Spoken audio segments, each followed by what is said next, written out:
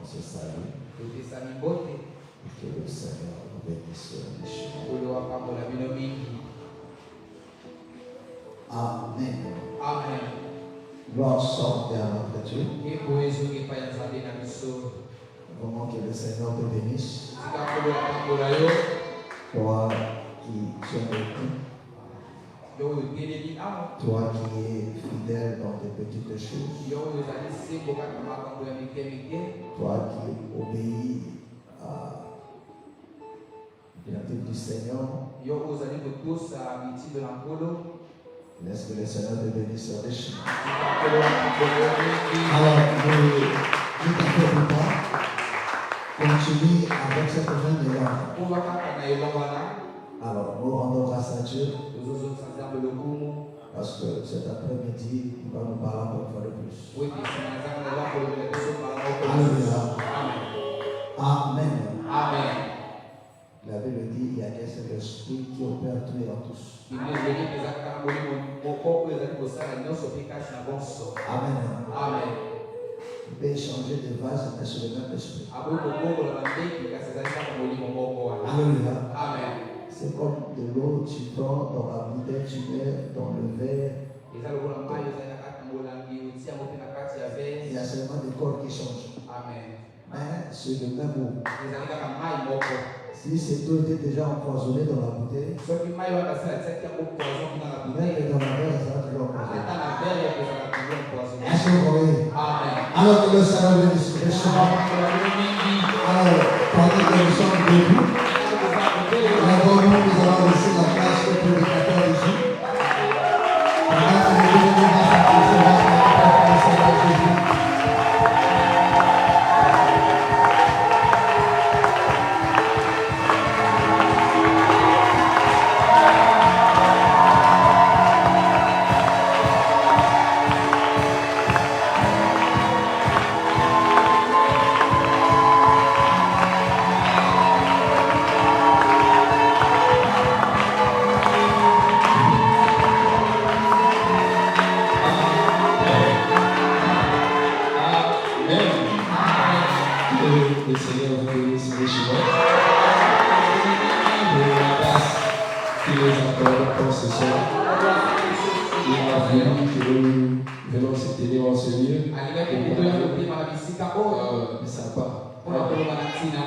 Voilà pourquoi nous vous prions là où vous êtes et nous recevons favorablement dans vos cœurs.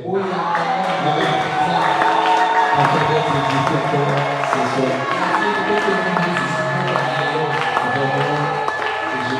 Je rends encore grâce à Dieu. C'est lui qui a permis cela. Parce que vous êtes habitués de voir les frères sur le tableau, de vous servir par l'église.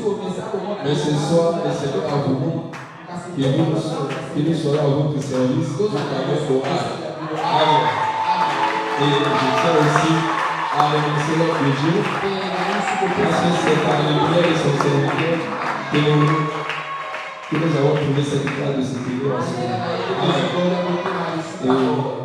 Et là où vous êtes, je vous demande de fermer vos yeux afin de prier à Dieu, de lui demander ces moments entre les mains du Seigneur. Lui qui nous a fait grâce ce soir, de prendre part bien aimé à ce culte, d'être encore servi par sa parole. Voilà pourquoi je te prie, ô Dieu, de disposer ton cœur et par Dieu, de dire encore au Seigneur de te parler ce soir. Que le Seigneur te fasse grâce ce soir de ne pas sortir en Seigneur mais parce que tu es venu, parce que dans ton âme tu as soif de cette parole. Voilà pourquoi tu vas demander à Dieu ce soir de pencher cette soif par sa parole. Et de recevoir encore cette vase qu'il a choisi ce soir de nous parler en son Seigneur. Nous prions. Alléluia. Alléluia. Prie à Dieu, Seigneur, bien-aimé. Demande à Seigneur de te parler encore ce soir. Parce que c'est lui qui est au contrôle de toutes choses. C'est lui qui a dit à chaque jour suffit sa peine. Il a permis que ce soir tu sois encore enseigné. Ce n'est pas envers bien-aimé. C'est parce que le Seigneur a voulu que tu sois encore enseigné. C'est parce qu'il a voulu que tu comprennes encore sa volonté. Voilà pourquoi tu as trouvé cette grâce. Que c'est lui encore celui qui a donné. Prie à Dieu, récommande-toi au Seigneur. Dis au Seigneur de te parler.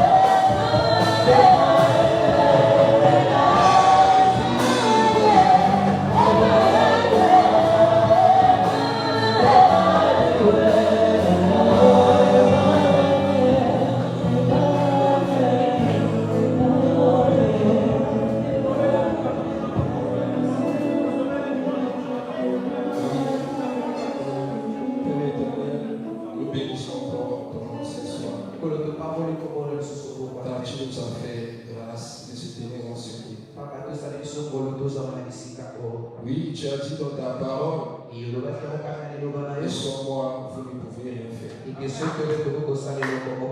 Voilà pourquoi nous demandons ta grâce au Seigneur de se manifester encore en ce moment. Oui, de se servir encore de nous ce soir, afin que nous soyons encore des canaux de bénédiction. Jérémie a dit, je suis un enfant, je ne sais pas parler. Mais tu as dit, moi-même je mettrai mes paroles dans ta bouche. Voilà pourquoi pendant ce moment, on n'a pas besoin de l'intelligence humaine, ni par des paroles humaines, Seigneur. Mais toi-même viens encore enseigner, pour donner encore ta parole, Seigneur. Oui. Comme la Bible dit que c'est poussé par le Saint-Esprit que les hommes ont parlé de la parole. Et laisse que pendant ce moment, ton esprit nous anime, afin que nous soyons capables de parler de ta parole. Prends le contrôle, Seigneur, de ce moment et viens rendre cette tâche facile à nous, afin que nous soyons capables de l'accomplir. Du début jusqu'à la fin, nous voulons que tu sois aimé. C'est pourquoi je te prie de disposer encore le cœur de mon frère et de ma soeur, afin qu'il ne passe pas à côté, mais à son corps, Seigneur, béni par ta parole, Seigneur.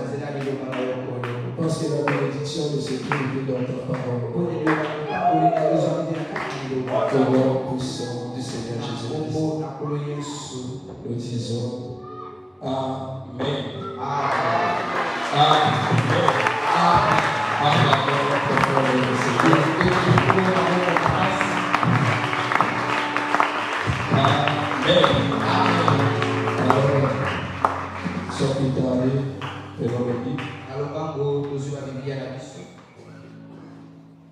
Matthieu chapitre 24, à partir du verset 36, on va lire jusqu'au verset 39. Oui. Tout le monde a trouvé? Alors nous allons lire la parole de Dieu. La Bible dit, pour ce qui est du jour et de l'heure, personne ne le sait, ni les anges des cieux, ni les fils, mais le Père seul. Ce qui arriva du temps de Noé arrivera de même à l'avènement du Fils de l'homme. Car dans les jours qui précédèrent le déluge, les hommes mangeaient et buvaient, se mariaient et mariaient leurs enfants, jusqu'au jour où Noé entra dans l'arche, et ils ne se doutaient de rien. Jusqu'à ce que le déluge vienne et les emporta tous. Il en sera de même à l'avènement du Fils de l'homme. Amen. Amen. On acclame encore très fort le Seigneur et sa parole. Alors, asseyez-vous. Que le Seigneur soit loué. Aujourd'hui, bien aimé, nous avons jugé bon de continuer toujours dans le même fil d'idées que l'homme de Dieu a commencé le dimanche. Même s'il n'avait pas donné le thème, toujours dans le même fil d'idées, j'intitule le thème la connaissance du temps. Amen. Amen. Bien aimé, bien que déjà nous avons enseigné ces choses, les dimanches, l'homme de Dieu avait dit cela quand il avait touché le livre de Psaume chapitre 90. En lisant la prière de Moïse, Moïse dans sa prière, il dit ceci. Il dit, Seigneur, enseigne-nous à bien compter nos jours. Parce que Moïse comprenait très bien que la vie de l'homme dépend du temps. Et partant de cette idée, il prie dans sa prière, il dit au Seigneur, enseigne-nous à compter nos jours. Parce qu'il savait très bien, bien aimé, que la parole de Dieu dit, mon peuple périt par manque de connaissance. Bien que nous sommes dans le temps, le temps où nous sommes est en train de gérer notre vie. Voilà pourquoi nous sommes appelés aussi de connaître ce temps-là. Parce que si nous avons toujours l'ignorance du temps, bien que nous vivons dans ce temps, et il y aura toujours des choses qui vont arriver à notre vie par surprise. Mais si nous avons la connaissance du temps bien aimé, cela nous va aider à bien se préparer. Parce que la Bible dit encore ailleurs que l'homme prudent voit le mal de loin et se cache. Parce que tel que nous sommes ici, toi et moi, nous n'avons pas la connaissance du Lord bien aimé. Voilà pourquoi la chose qui est très importante à nous est de chercher à connaître les temps. Parce que dans les temps, tel que Salomon le dit aussi dans le livre d'Ecclésiaste, il dit, j'ai encore vu sous le soleil que la course n'appartient pas aux vaillants, aux âgés plutôt, et ni la guerre aux vaillants.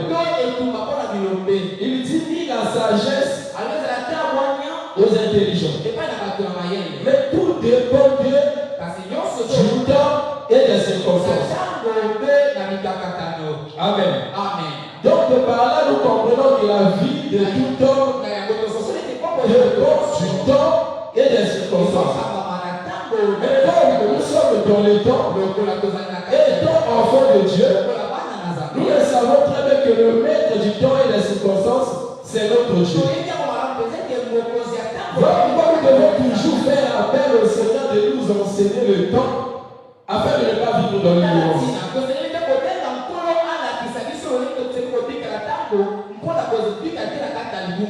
Et là où nous venons de lire, nous voyons le Seigneur ici. Il était en train d'enseigner ces choses à ses disciples. Il dit dans le verset que nous venons de lire, pour ce qui est du jour et de l'heure, personne ne le sait, ni les anges des cieux, ni le Fils, mais le Père seul. Amen. Ici la Bible déclare que personne ne connaît le temps. En ce qui concerne le jour, en ce qui concerne l'heure, la Bible dit que personne ne sait, même les anges qui sont dans les cieux. Donc ça veut dire qu'il y a que Dieu seul qui a la capacité de connaître le temps. Mais comme nous sommes les enfants de Dieu, et nous sommes appelés à demander à Dieu aussi de nous enseigner le temps, comme nous avait demandé, afin de ne pas vivre dans l'ignorance. Parce que tout ce que nous voyons dans le monde, la manière où les hommes sont en train de se compromettre, ça veut dire qu'ils n'ont pas la connaissance du temps. Voilà pourquoi ils se comportent de cette manière. Mais nous, au moins, le Seigneur nous a enseigné le temps. Bien qu'il dit ici que personne ne connaît le temps. Mais si nous allons encore dans le livre de 1 Thessaloniciens chapitre 5, 1 Thessaloniciens chapitre 5, le verset 1er au verset 3. Oui. 1 Thessaloniciens chapitre 5. 1 Thessaloniciens 5. Oui. À partir du premier verset. Oui. Et au nom du Seigneur Jésus-Christ. Pour ce qui est des temps et des moments, vous n'avez pas besoin, frère, qu'on vous écrive, qu'on vous en écrive. Ici la Bible dit, pour ce qui est du temps et des moments, vous n'avez pas besoin qu'on vous écrive. Mais dans le livre de Matthieu 24, le Seigneur dit aux disciples que en ce qui concerne le jour et le temps, personne ne le sait.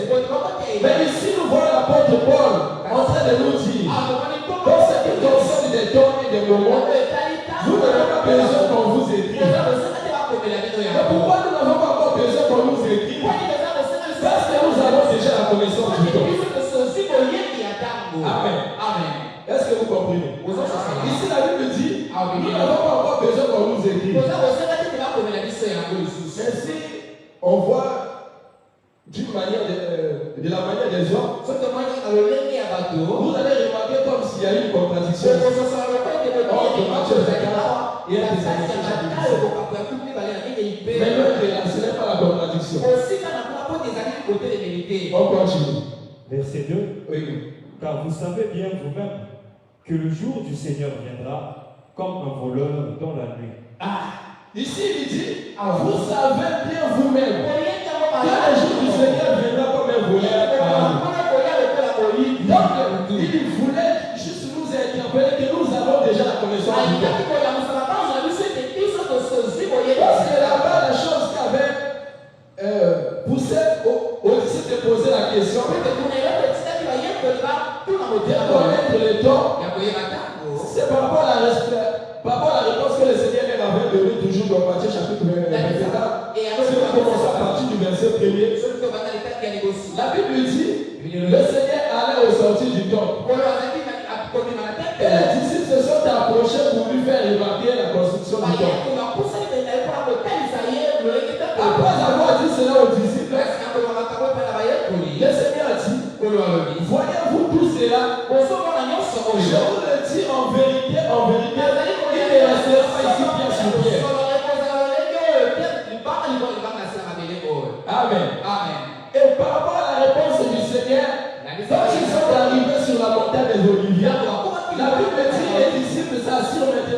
du Seigneur. Et quand ils se sont assis, ils commencèrent à poser maintenant des questions au Seigneur. Il dit au Seigneur, Seigneur, dis-nous. Prenons d'abord, en retournant au verset 1er et à la suite. La Bible dit, comme Jésus s'en allait au sortir du temple, ses disciples s'approchaient pour lui en faire remarquer les constructions. Voyez-vous tout cela? Je vous le dis en vérité, il ne restera pas ici pierre sur pierre qui ne soit renversée. Il s'assit sur la montagne des Oliviers et les disciples vinrent en particulier lui faire cette question. Dis-nous quand cela arrivera-t-il et quel sera le signe de ton avènement et la fin du monde. Donc ici nous voyons les disciples en train de poser maintenant des questions au Seigneur par rapport à la réponse qu'ils avaient donnée. Et par rapport à les trois questions que les disciples ont posées au Seigneur, il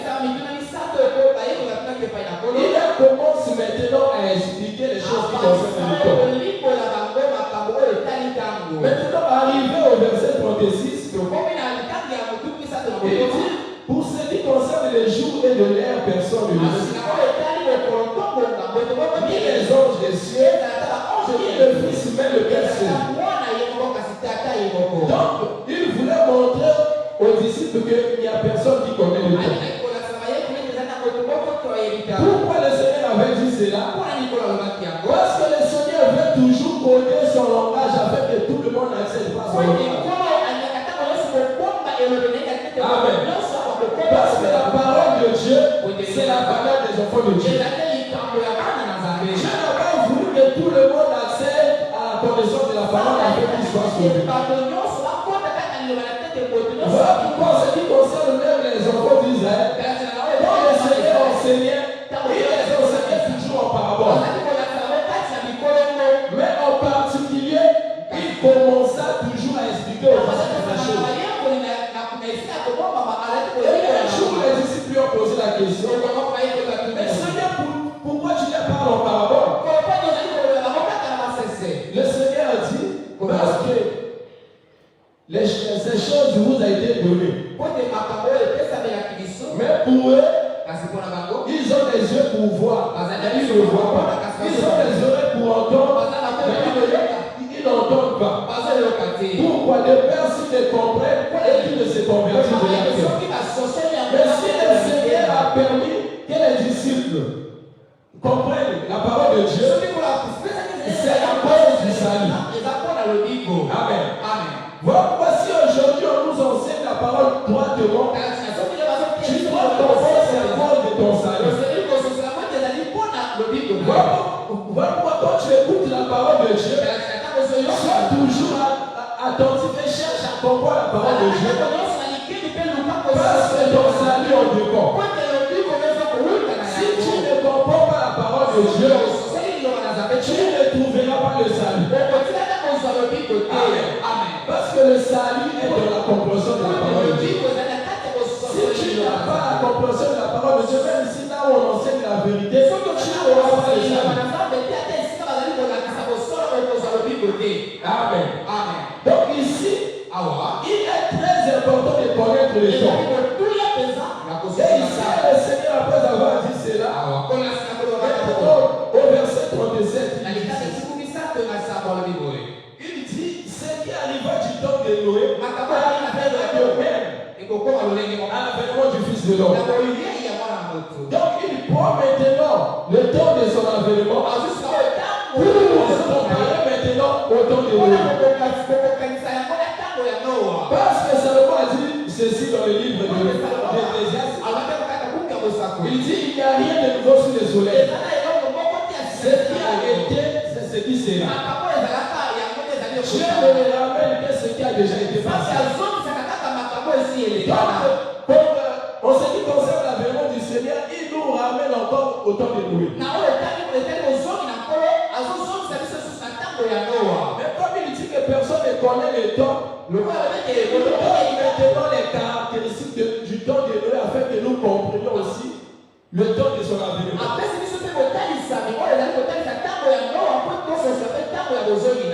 Il dit ce qui arriva du temps de Noé arrivera de même. Maintenant, on descend pas, il commence maintenant à expliquer ce qui a été passé au temps de Noé. Il dit, dans les jours qui précédèrent le déluge, les hommes mangeaient et buvaient, se mariaient et mariaient leurs enfants,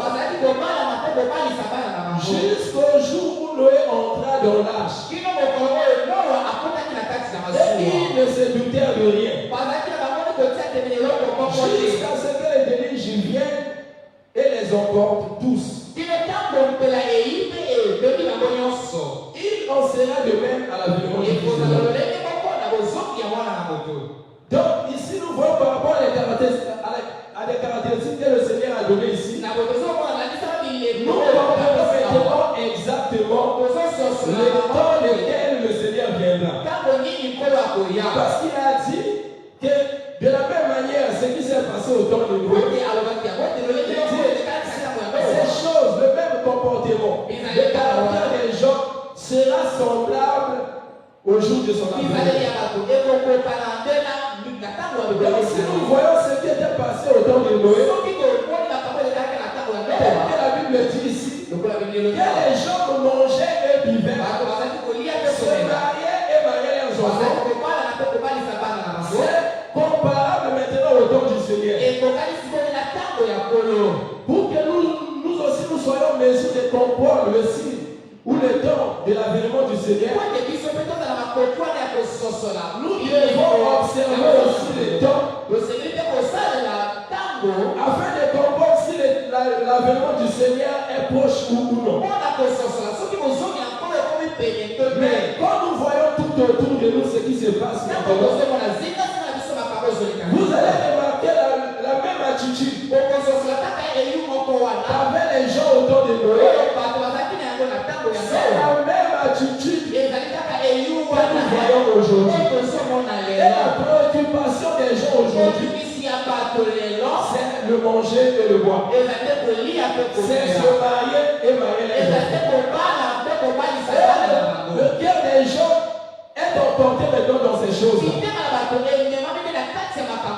Mais nous étant enfants de Dieu, nous ne pouvons pas se comporter encore comme les gens autour de Noé. Parce que si nous voyons Noé, la Bible dit Noé trouva grâce aux yeux du Seigneur. Parce qu'il était juste devant Dieu. Comme Noé avait trouvé grâce auprès du Seigneur, le Seigneur avait le dessein de détruire l'humanité. Mais comme il ne pouvait pas détruire Noé avec tous les habitants de la terre, parce que Noé était juste, il dit à Noé, construis-moi une arche. Donc Noé, après avoir entendu ces choses, il ne s'est pas comporté comme les gens de ce temps. L'attitude de Noé était différente avec les gens de ce temps-là. Quand les gens de ce temps-là, leur préoccupation était le manger et le boire, la préoccupation de Noé était de construire l'arche. Amen. Comme le Seigneur a dit que le temps de Noé est comparable au temps de son avènement, nous allons comprendre que quand Noé était en train de bâtir l'arche, c'était en train de symboliser aussi le travail que le Seigneur est en train de faire en ce temps. Amen. Parce que le Seigneur a dit dans le livre de Matthieu chapitre 16, le verset 18 dit ceci: c'est sur cette pierre que je bâtirai mon église. Donc, tel que Noé avait construit l'arche dans son temps, aujourd'hui le Seigneur est en train de construire son église. Et l'église que le Seigneur est en train de construire aujourd'hui, ce ne sont pas des bâtiments que nous voyons. C'est encore à lui. C'est Éphésiens pour ceux qui nous expliquent que l'église, c'est son corps. Amen. Donc, ce que le Seigneur avait promis de bâtir, parlait de son corps. Voilà pourquoi quand même Saul était en train de persécuter les bien-aimés. Quand le Seigneur lui est apparu, il a dit Saul, Saul, pourquoi me persécutes-tu? Saul lui posa la question. Il dit, qui es-tu, Seigneur? Il dit, je suis Jésus que tu persécutes. Mais si nous voyons la manière des autres, Saul ne persécutait pas Jésus. Il persécutait plutôt les hommes. Mais les hommes que Paul persécutait, c'était les membres du corps de Christ. C'était les membres de Christ que Paul était en train de persécuter. Voilà pourquoi aujourd'hui, toi aussi comme enfant de Dieu, toi aussi tu fais partie du corps de Christ. Amen. Mais pour faire partie du corps de Christ, c'est pas parce que tu es ici à l'église. Amen. Mais on fait partie du corps de Christ, c'est par la repentance, c'est par la nouvelle naissance. Quand tu te répands, tu deviens maintenant membre du corps de Christ. Et quand tu deviens membre du corps de Christ, comme nous sommes appelés à arriver à la perfection, le Seigneur Jésus est en train de faire ce travail-là, comme l'homme avait fait à son temps. En train de construire l'arche. Et jusqu'au jour où l'arche s'est achevée, le Seigneur lui dit maintenant d'entrer. Et vous allez remarquer que Noé ne construisait pas l'arche lui-même. Il avait aussi ses fils. Les fils de Noé étaient l'image des ministres de Dieu. Voilà pourquoi Paul a dit, nous sommes ouvriers avec Dieu. Les enfants de Noé étaient les ouvriers avec Noé. Le travail qu'il faut, c'est de construire l'arche qui est l'assemblée des saints. Pour les amener à la perfection. Amen. Voilà pourquoi chaque jour tu dois te battre à se disputer avec le travail qui est accompli dans ta vie. Parce que dans le jour où le travail aura accompli, le Seigneur lui dira à Noé et ses enfants entrer dans l'arche. Et quand Noé et ses enfants vont entrer dans l'arche, c'est maintenant le Seigneur lui va fermer la porte. Quand le Seigneur va fermer la porte, c'est maintenant la fin de la grâce. Comme l'arche est encore ouverte et Paul est en train de marcher, c'est ça qui va permettre de chercher de fournir des efforts et d'entrer aussi dans l'arche. Parce que la grâce est encore là. Et le temps où nous sommes, c'est encore le temps de la grâce où le Seigneur est en train de préparer. De la même manière que le Seigneur avait donné le temps de construire l'arche. Le Seigneur aujourd'hui nous a donné encore le temps de pouvoir se repentir afin d'entrer dans le véritable arche qui est son corps. Amen. Donc si tu ne fournis pas des efforts là pour entrer dans l'arche, les tu vas t'emporter. Voilà pourquoi ici on dit, quand Noé construisait l'arche, la Bible dit jusqu'au jour où Noé entra des larmes dans l'arche, les gens s'étonnent ne se doutaient de rien. Pourquoi ils ne se doutaient de rien? C'est parce que leur cœur était attaché aux choses de la terre. Donc de manger et de boire. Voilà pourquoi le Seigneur condamne ces choses-là. Si un enfant de Dieu s'attache à ces choses, il est mal parti. Le déluge va t'emporter. Voilà pourquoi tu dois te conformer tu dois te marcher par rapport au temps que nous sommes. Tel que Noé et ses fils. Quand les gens étaient dans le vent, tu mangeais et tu bois. L'attitude de Noé était autrement.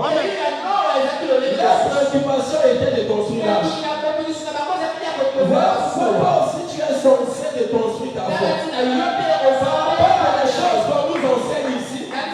Toi aussi tu seras fourni des efforts. Avec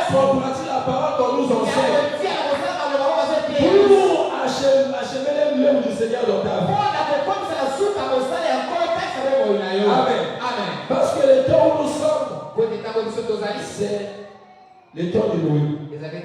Amen. Ce sont les jours qui précédaient le déluge. Parce que dans ces temps, par rapport à des caractéristiques qu'on nous a données ici, la préoccupation des gens était de manger le bois. Mais la chose qui nous étonne, c'est quoi? Les enfants de Dieu viennent aussi à l'église pour chercher toujours ces choses-là. Or, le Seigneur nous a dit, cherchez premièrement le royaume. Et la justice. Mais le reste vous sera donné. Mais la préoccupation des gens aujourd'hui, c'est ça. Voilà pourquoi, que ce soit les pasteurs, les rebelles, leur enseignement aujourd'hui est basé aussi sur ces choses-là. Donc ils ont en train d'attacher le cœur du peuple au danger et du bois. Or, la Bible nous interdit en nous disant, affectionnez-vous aux choses d'en haut et non à celles qui sont sur la terre. Cela ne veut pas dire que nous sommes contre le mariage ou contre le manger.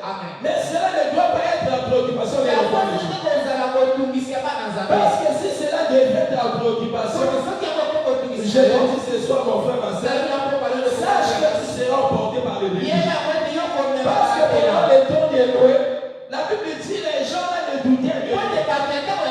Malgré Noé a fini de construire l'arche, Noé a fait entrer même les animaux, et lui-même est entré. Le Seigneur a fermé l'arche.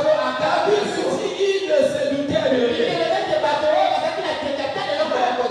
C'est après ils ont constaté que le déluge est venu. Amen. Mais ce qui nous doit préoccuper aujourd'hui, c'est quoi? Comme le Seigneur nous enseigne en ce qui concerne le temps, c'est pour nous préparer afin que ces choses ne nous arrivent à l'improviste. Parce que si les enfants de Dieu sont enseignés par rapport au temps, leur conduite, leur comportement va s'identifier aussi par rapport au temps. Si les gens continuent à aller dans des églises et continuent à marcher comme ils le semblent le bon, c'est parce qu'ils ne comprennent pas le temps. Amen. C'est parce que les gens ne comprennent pas le temps. Parce que la personne qui comprend le temps, il va se conformer par rapport au temps. Parce que si on lit dans le livre de 1 Chronique chapitre 12, nous allons voir l'attitude des fils d'Issachar. 1 Chronique chapitre 12, le verset 3. 1 Chronique 12, verset 32. Des fils d'Issachar, ayant l'intelligence des temps, pour savoir ce que devait faire Israël, 200 chefs et tous leurs frères sous leur ordre. De Zabulon, 50 000. Bon, on arrête là. La Bible dit, des fils d'Issachar ayant l'intelligence des temps, pour savoir ce que devait faire Israël. Vous voyez ici l'attitude des fils d'Issachar. Comme ils connaissaient le temps, ils agissaient par rapport à ce qui s'est passé en ces temps. La Bible dit qu'ils savaient ce que devait faire Israël.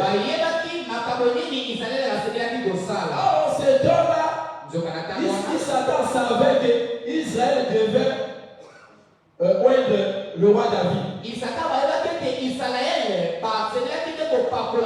Donc ils avaient cette compréhension. Leur attitude était aussi par rapport à ce temps-là.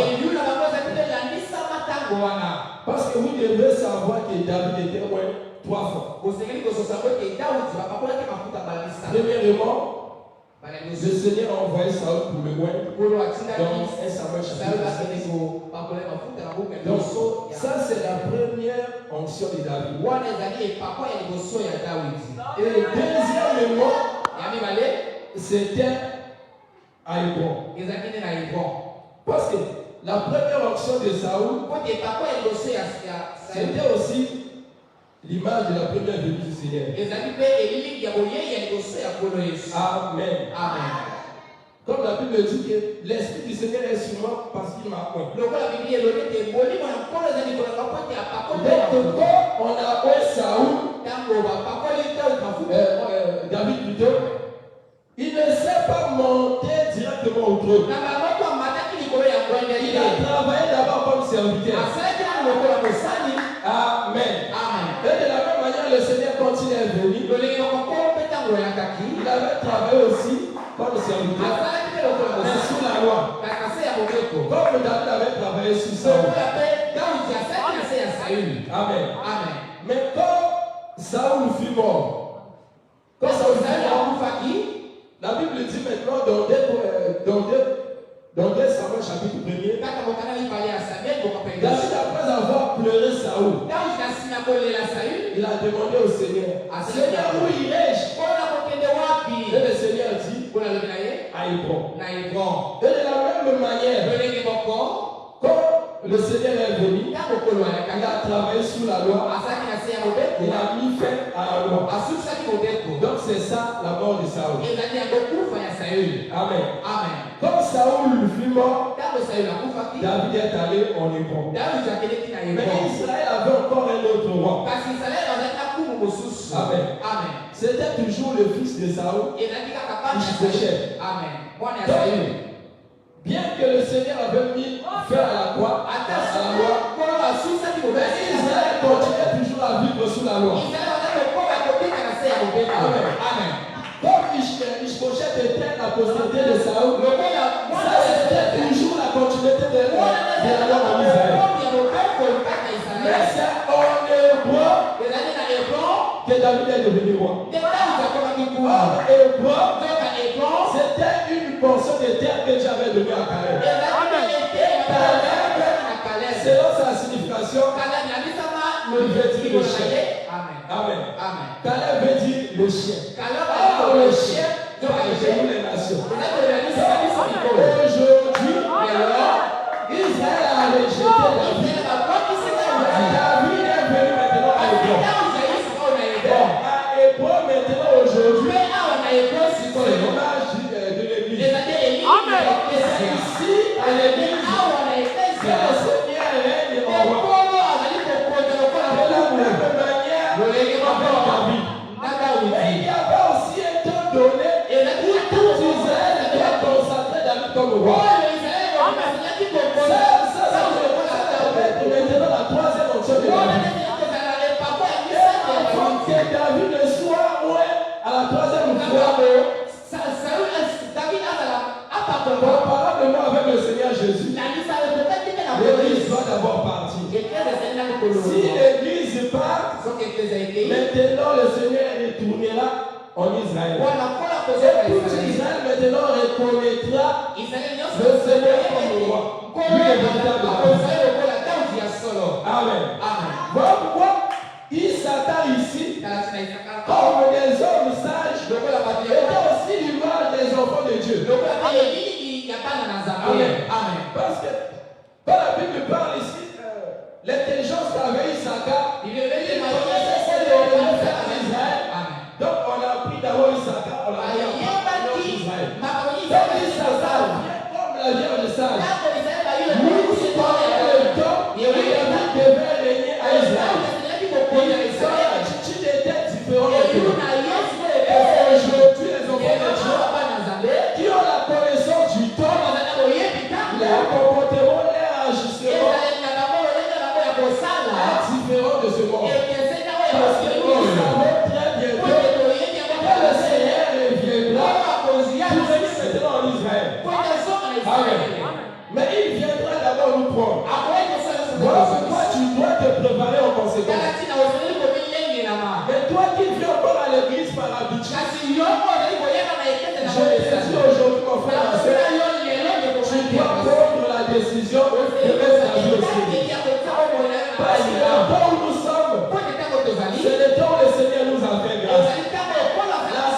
est encore là. Le Seigneur est en train de sauver. Mais si tu méprises cette grâce, je l'ai déjà dit, tu seras emporté par l'ennemi. Parce que les gens là étaient emportés par l'ennemi parce qu'ils n'avaient pas compris les langages de Dieu. Parce que en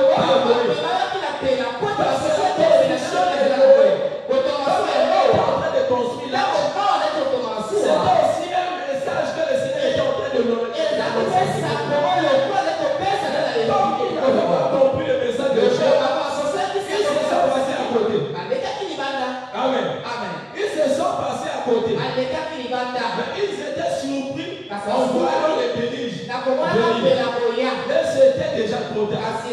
Voilà pourquoi aujourd'hui, si les gens méprisent l'évangile, ne t'étonne pas de cela. Parce que la même attitude que nous voyons aujourd'hui, c'est la même attitude que nous avons vue aujourd'hui. Le Seigneur a dit, les gens mangeaient et buvaient. C'est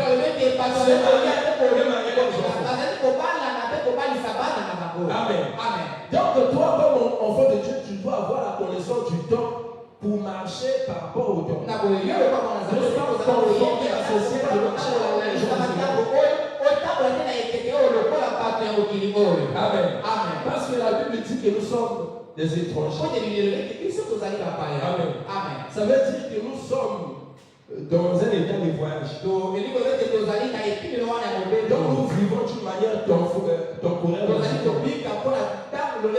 si tu te comportes comme les gens de ce monde, tu seras aussi emporté par les délices. Amen. Voilà pourquoi tu dois chercher à connaître les temps. Or, pour connaître les temps, il faut devenir sage. La chose qui donne la sagesse, c'est la parole de Dieu. Parce que le livre d'Ecclésiaste nous dit le cœur du sage connaît le temps. Donc ce n'est pas appelé à tout le monde de comprendre le temps. Mais ceux qui sont des sages sont appelés à connaître le temps. Mais comment ils parviennent à connaître le temps? C'est par l'enseignement. Amen. C'est par l'enseignement que nous arrivons à comprendre le temps. Voilà pourquoi quand on enseigne, tu dois prêter toujours attention pour comprendre ces choses. Parce que cela t'aidera à comprendre le temps. Mais si tu ne prêtes pas l'oreille pour comprendre, tu seras comme les gens autour de nous. Amen. Or, tel que tu es là, tu n'es pas comme tout homme. Ce qui doit différencier, c'est ton attitude. Amen. Donc ton attitude doit montrer que tu es la personne qui connaît le temps. Parce qu'il y a des gens qui peuvent connaître le temps par rapport à la connaissance de la terre. Mais la Bible dit le cœur du sage connaît le temps.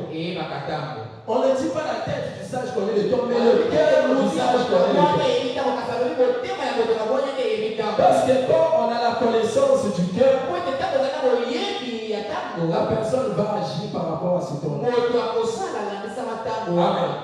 Mais si tu n'as pas la connaissance du cœur et tu n'as que la connaissance de la tête, tu vas parler du temps, mais sans se comporter par rapport au temps. Amen. Parce qu'il y a des gens qui prétendent connaître le temps. Mais qui ne connaissent pas ce temps-là. Parce que si on voit les brahmanistes, par exemple, par rapport au temps, en ce qui concerne le calendrier des 70 semaines de Daniel, les brahmanistes comptent la 70e semaine, le temps que nous sommes ici. Donc ça veut dire qu'ils sont en train de compter le temps, mais ils ne comptent pas le temps comme il se doit. Seigneur, enseigne-nous à bien compter. Parce que tu peux compter, mais tu as mal compté. Amen. Voilà pourquoi tu dois bien maîtriser ces choses. Quand tu vas maîtriser ces choses, toi aussi tu vas agir par rapport à ce qui va parce que en ce qui concerne les choses qui arrivent dans ce monde, par exemple, le temps où nous venons de vivre, le temps du Covid, il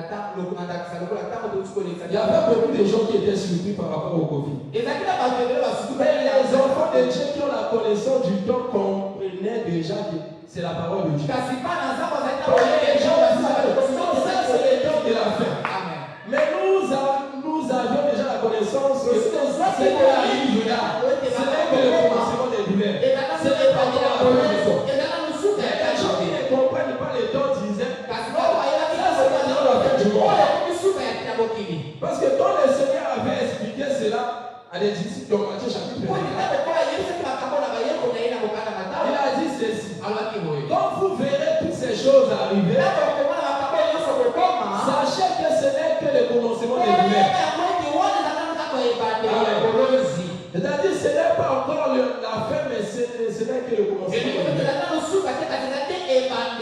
Parce qu'il avait parlé en ce qui concerne les signes. Il a montré à des disciples des signes qui concernent les trois questions qu'ils ont posées au Seigneur. Ils ont posé la question au Seigneur en ce qui concerne la destruction du temps, le signe de son avènement et la fin du monde. Amen. Et par rapport à ces trois questions, le Seigneur a commencé maintenant à les expliquer. Maintenant, celui qui a la connaissance est capable de faire maintenant la part des choses. Voilà pourquoi toi qui es là, tu es heureux. Parce que les gens qui sont dans l'église de réveil ne comprennent pas ces choses. On les enseigne seulement Yaka Ogobola, Yaka Ogobola, Vide Bokele Liboso. Donc chaque jour, on en parle que des choses de la terre. Mais si tu as trouvé cette grâce d'être enseigné en ce qui concerne le royaume, et les choses qui concernent l'avènement du Seigneur. Amen. Donc toi qui es là, tu es heureux. Mais tu ne peux pas passer à côté. Chaque jour, tu dois fournir des efforts. Quand tu viens ici, viens avec cette attitude-là de afin d'appliquer ton cœur.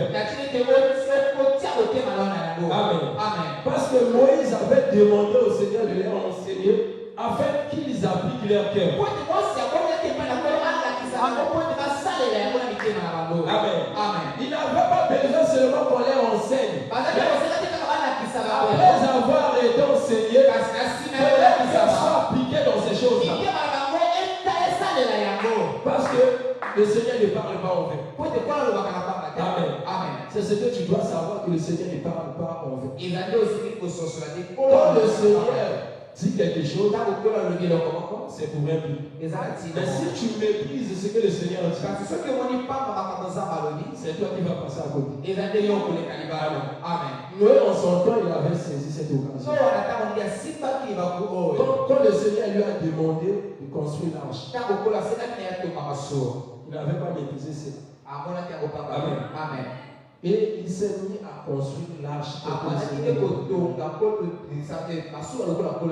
Voilà tel qu'on nous enseigne en ce lieu chaque culte. Tu dois savoir que le Seigneur est en train de t'avertir. Que le Seigneur veut t'orienter afin que tu saches comment marcher. Amen. Voilà pourquoi le livre d'Éphésiens dit, Éphésiens chapitre 7, Éphésiens chapitre 5, prenons à partir du verset 16. Éphésiens 5, à partir du verset 16. Au verset 17. Rachetez le temps, car les jours sont mauvais. La Bible dit, rachetez le temps, car les jours sont mauvais. C'est pourquoi ne soyez pas inconsidérés, mais comprenez quelle est la volonté du Seigneur. La Bible dit, c'est pourquoi ne soyez pas inconsidérés, mais comprenez quelle est la volonté du Seigneur. Amen. Donc, tout enfant de Dieu est appelé de comprendre quelle est la volonté du Seigneur. Parce que si tu ne comprends pas la volonté du Seigneur, tu vas marcher comme le monde est en train de marcher.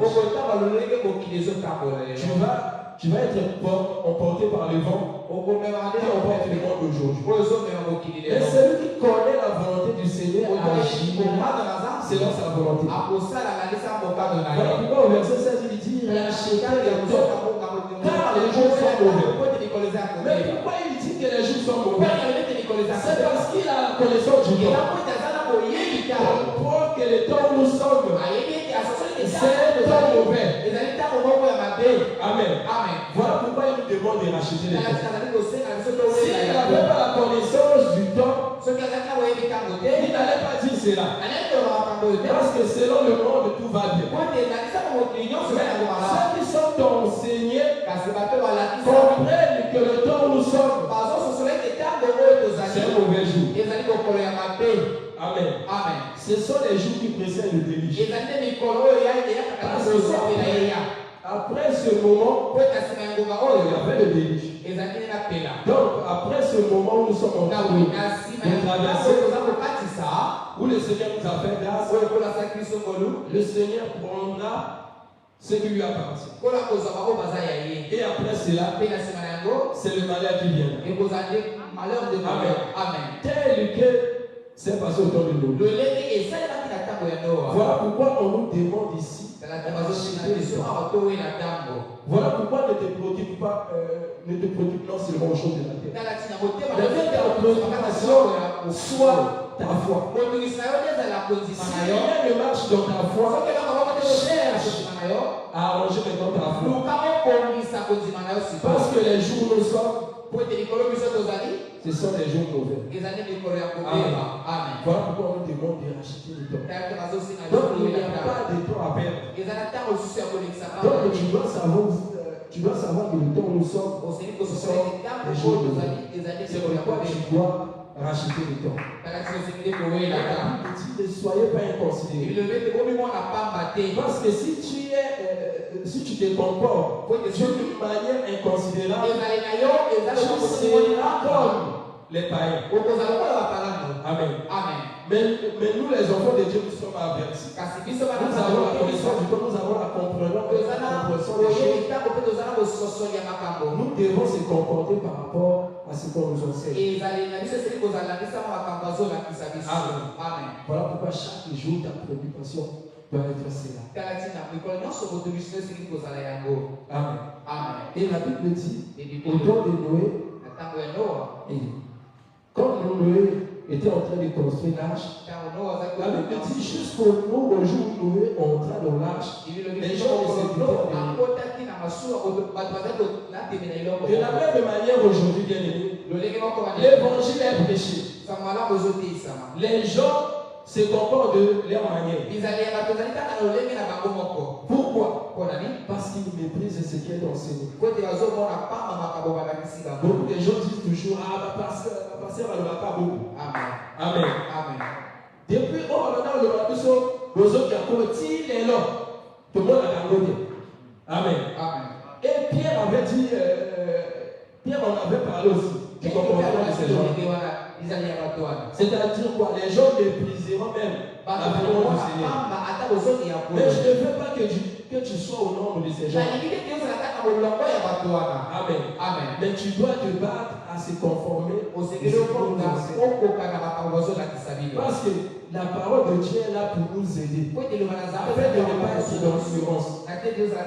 Quand les gens de ce monde sont en train de compromettre, toi marche comme un enfant de Dieu. Même si on te méprise. Amen. Toi marche comme Amen. Parce que le Seigneur, là où je vais vous préparer une place. Et je viendrai vous prendre. Amen. Ça veut dire que nous avons des promesses que le Seigneur nous a faites. Que le monde ne connaît pas. Amen. Parce que celui qui a des promesses et celui qui n'en a pas ne doit pas se comporter de la même manière. Parce que celui qui a des promesses doit marcher par rapport à des promesses.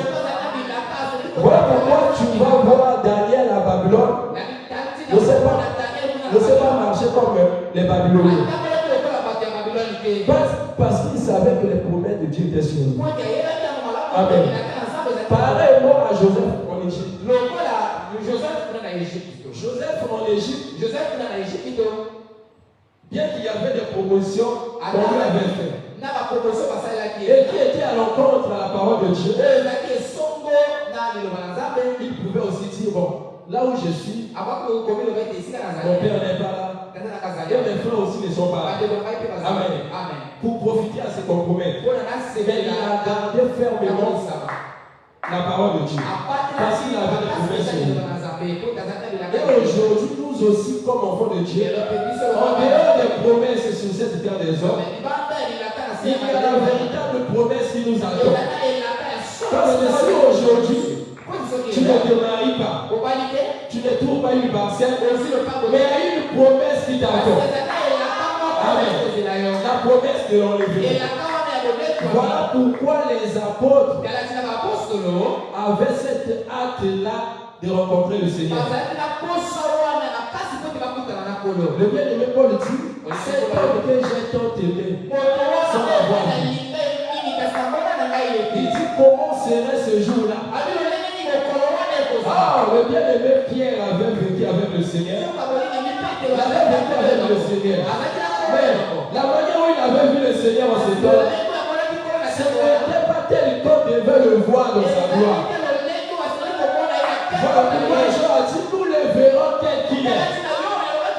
Parce qu'en ce temps-là, le Seigneur s'est voilé. Il ne sait pas tel qu'il devait être. Il avait caché sa gloire. Voilà pourquoi Israël avait méprisé. Israël avait rejeté. Mais toi qui as la connaissance aujourd'hui, toi qui as cru sans l'avoir vu, il faut avoir toujours ces désirs-là. De le voir tel qu'il est. Amen. Et comme si tu as cette espérance, tu dois se sanctifier.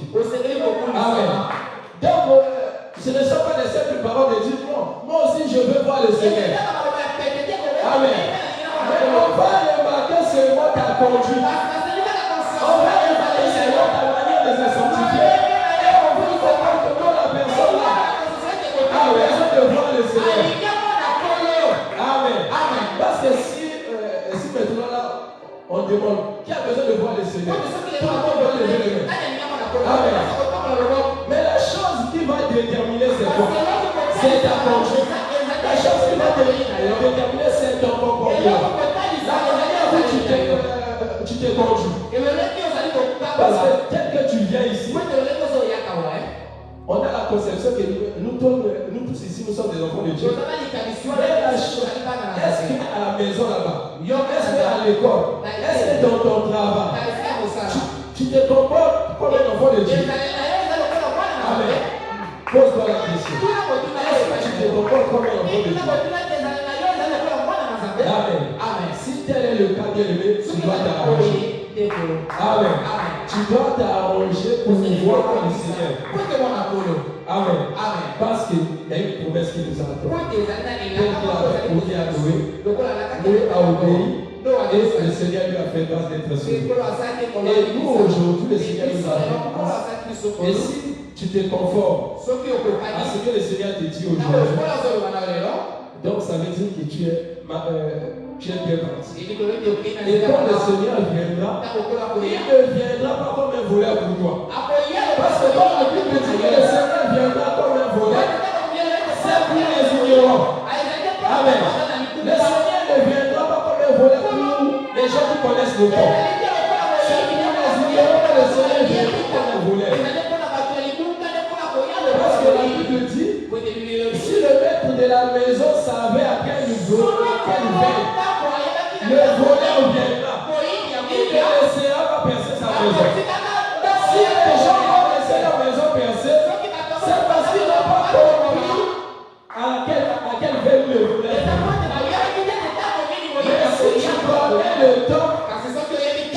veiller. Et quand le Seigneur viendra, il va te croiser Dieu. En train de veiller. Amen. Voilà pourquoi la tsunami a dit, j'ai dormi mais mon cœur veillait. Amen. Parce qu'il attendait son bien-aimé. Aujourd'hui, toi aussi tu attends ton bien-aimé. Tu dois veiller jusqu'à la mort de ton église. Si tu ne veilles pas bien-aimé, tu seras suivi. Que le Seigneur vous bénisse.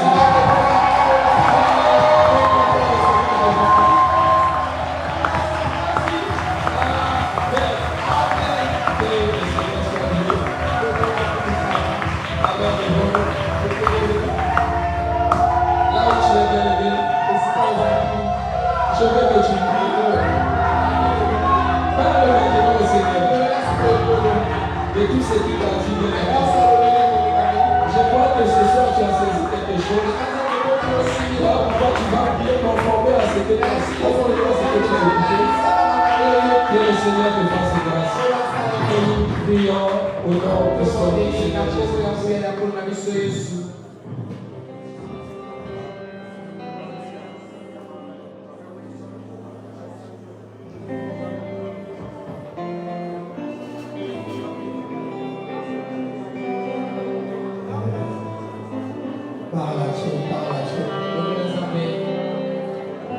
Et le Seigneur.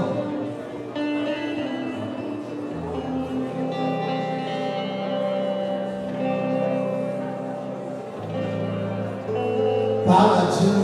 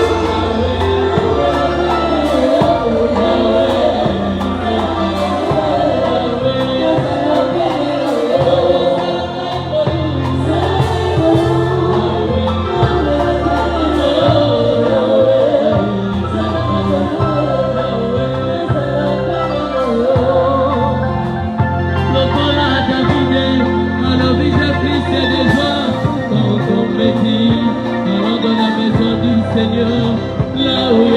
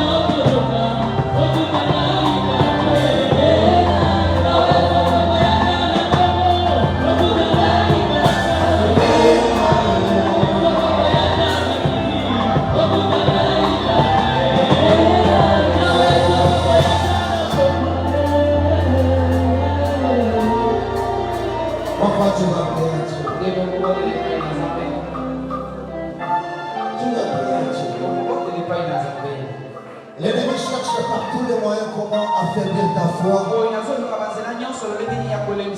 comment te distraire par beaucoup de désirs, beaucoup de choses.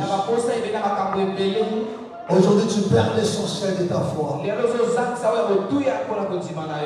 Oui, il prépare des complots pour l'année qui commence, pour affaiblir ta foi, pour t'éloigner de la vérité, pour voiler ton cœur, pour t'empêcher à travailler pour ta perfection. Comment tu vas faire? Tu vas t'opposer à l'œuvre de Dieu contre ta foi. À l'œuvre de Dieu contre ta foi. Tu vas chasser toutes sortes de distractions, toutes sortes d'affaiblissement, de désirs, de pensées qui suivent ton âme, qui te détournent du droit chemin. Au nom du Seigneur Jésus, mais dis à Dieu de te faire grâce. Que ton âme s'approche encore de lui davantage. Que tu te donnes encore dans ta foi. Dans cette année nouvelle, que tu travailles durement pour ton amélioration. L'amélioration de ta foi. Au nom du Seigneur Jésus. Prions maintenant. Alléluia, alléluia, alléluia, alléluia, alléluia. Parle à Dieu, parle à Dieu, parle à Dieu.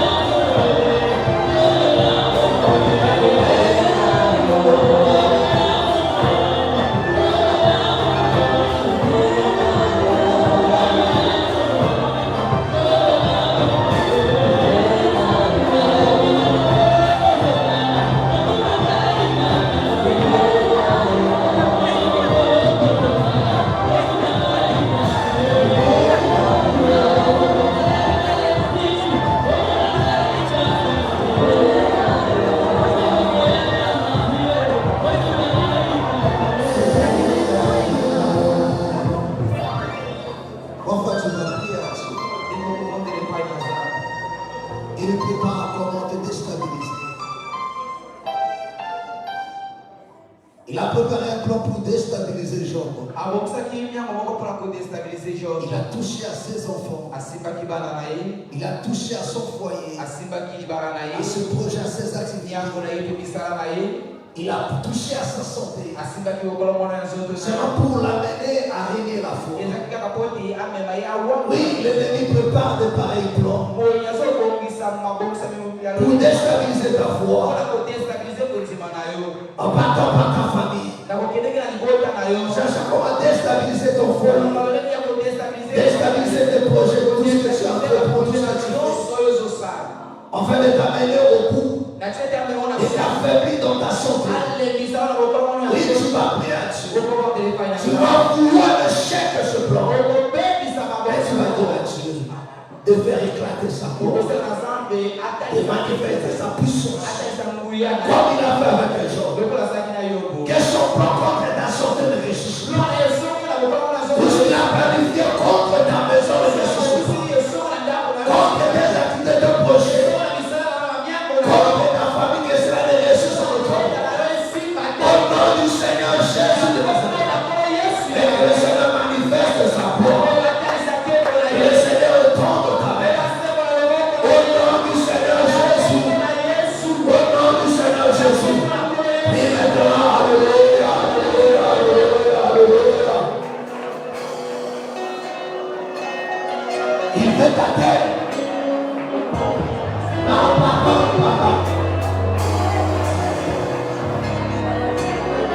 En visitant ton foyer, en visitant ta famille, par tes enfants, il veut ta tête. Il faut faire en sorte que tu vas prier. Tu vas vouloir le chef de l'œuvre du cœur. Tu vas aller en jour au plan. Au nom du Seigneur Jésus. Il combat tes projets, il combat ton travail. Pour affaiblir ta foi. Il affaiblit ta santé. Pour affaiblir ta foi. Va vouloir le chef. Le Seigneur t'a donné le pouvoir. Il dit, je donne le pouvoir de marcher sur les hommes. Aussi toute puissance de l'idée de la vie. Va vouloir le chef de la vie. Quand tu fais quelque chose, lui il passe pour détruire. En fait, de t'affaiblir dans la foi. Quand tu consommes des projets, lui il vient toujours pour déstabiliser.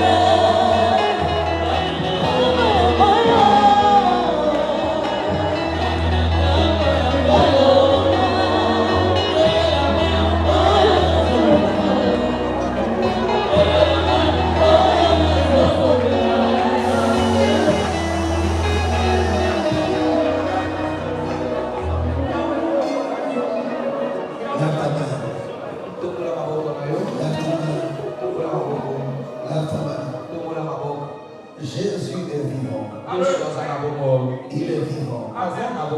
Et il n'a pas changé. Il est le même hier, aujourd'hui. Celui qui a guéri hier, il guérit encore aujourd'hui. Celui qui a délivré hier, il délivre encore aujourd'hui. Celui qui a béni hier, il continue encore de le faire aujourd'hui. Celui qui a donné la victoire hier, il le fait encore aujourd'hui. Est-ce que le Seigneur te fasse ce triomphe ce soir? Au nom de Jésus. Au nom de Jésus. Que tes ennemis reculent tombent. Que ces forces puissantes qui s'acharnent contre ma vie se retirent maintenant. J'anéantis leur poste. Je déclare au nom de Jésus. Sois maintenant victorieux. Dans ce combat, sois victorieux. Au nom de Jésus. Au nom de Jésus. Que tous ces acharnements contre ta santé soient anéantis au nom de Jésus. J'anéantis la puissance de la maladie. Toutes sortes de mauvais sorts contre ta santé. Je viens de la maison. Au nom de Jésus. Que tout acharnement contre ton travail, contre ton projet, contre tes dossiers, je m'oppose au nom du Seigneur Jésus. Et je porte maintenant que les portes s'ouvrent de devant toi. Que les portes s'ouvrent pour ton dossier. Que le cœur s'ouvre maintenant au nom du Seigneur Jésus. Que le Seigneur te bénisse. Et tu le diras. Toutes les pensées triompher. Et toutes les choses du haut de sa demeure. Qu'il change ta situation. Car tu n'as que lui comme soutien. Tu n'as que lui comme appui. Et il est dit dans sa parole que ceux qui espèrent en lui ne seront jamais confus. Et quand on tourne à lui le regard, on est heureux de joie. Au nom du Seigneur Jésus, laisse que le Seigneur te couvre maintenant de gloire. Et que l'humiliation et la honte soient loin de toi. Que le chèque soit loin de toi. Et que sa grâce nous fasse se rayonner. Au nom du Seigneur Jésus. Amen. Acclamons très fort le Seigneur.